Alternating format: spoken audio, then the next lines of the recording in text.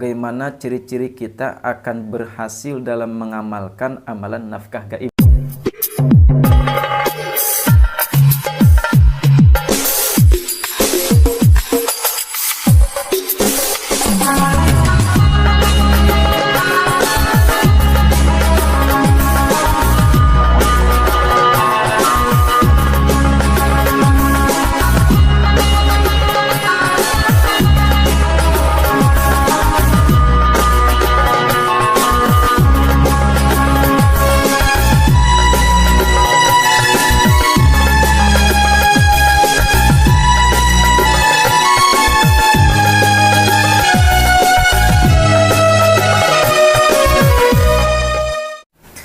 Assalamualaikum warahmatullahi wabarakatuh.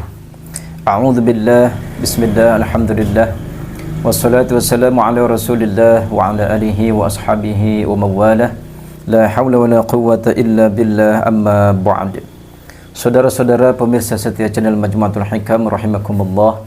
Pada kesempatan ini insyaallah saya akan membahas tentang pertanyaan-pertanyaan yang masuk pada video saya tentang cara meminta uang malaikat atau nafkah gaib, di mana video ini sangat banyak sekali pertanyaan-pertanyaan yang masuk melalui chat ataupun dari komentar-komentar, sehingga pada kesempatan ini saya sangat berkeinginan untuk membahasnya, dikarenakan takutnya banyak pengamal-pengamal amalan ini yang sedang mengamalkan tapi banyak pertanyaan. Mudah-mudahan video ini akan bermanfaat bagi Anda yang sedang mengamalkannya atau mungkin Anda akan mengamalkannya.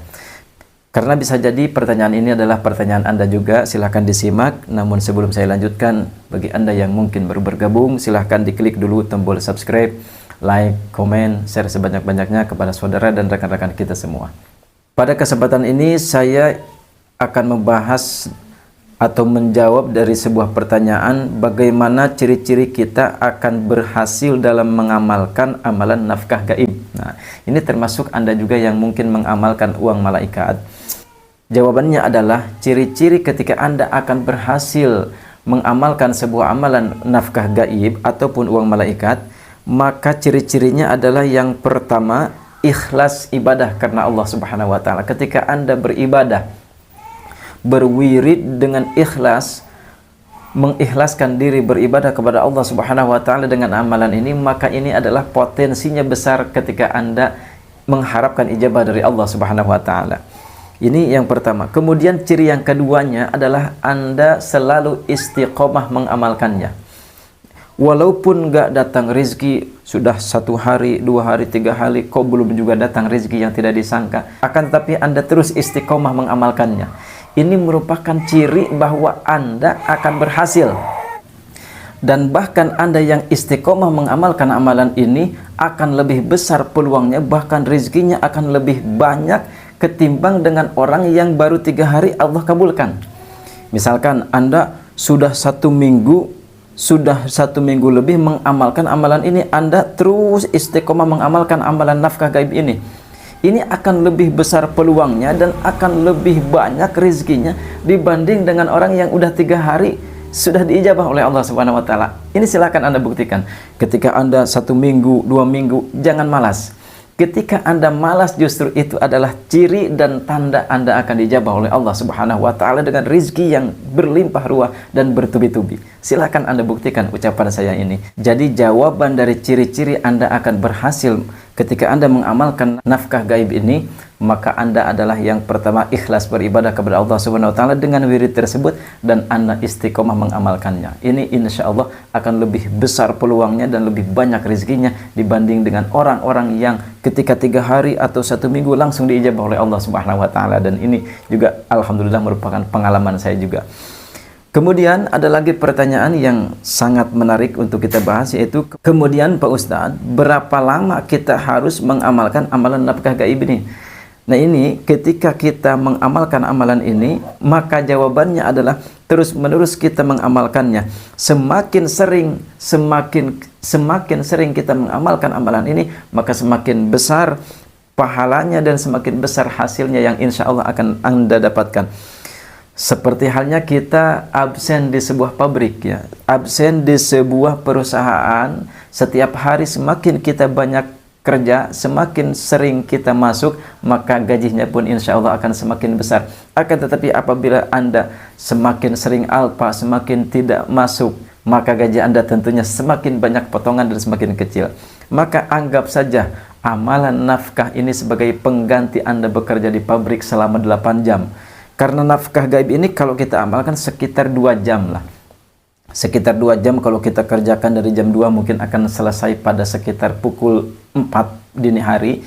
Maka itu adalah anggap saja sebagai pengganti Anda bekerja selama 8 jam di pabrik Anda. 8 jam dengan 2 jam ini perbedaannya sangat jauh, yaitu 6 jam, bayangkan.